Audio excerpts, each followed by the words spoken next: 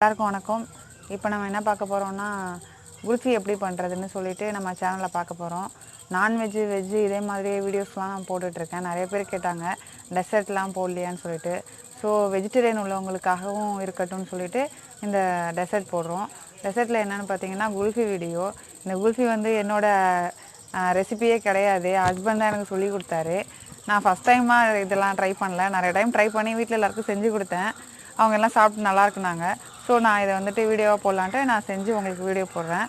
இந்த குல்ஃபியில் வந்துட்டு 3 இன்க்ரீடியன்ஸ் தான் சேர்க்க போகிறோம். பால், சர்க்கரை, இன்னொன்று பார்த்திங்கன்னா ட்ரை ஃப்ரூட், அவ்வளோதான். இதை 3த்தையும் மட்டும் வச்சுட்டு ஒரு குல்ஃபி எப்படி செய்கிறதுன்னு சொல்லிட்டு நம்ம வீடியோவில் பார்க்க போகிறோம். இதை எப்படி நான் பண்ணுறேன்னு சொல்லிட்டு வீடியோவில் வந்து பாருங்கள். வணக்கம்.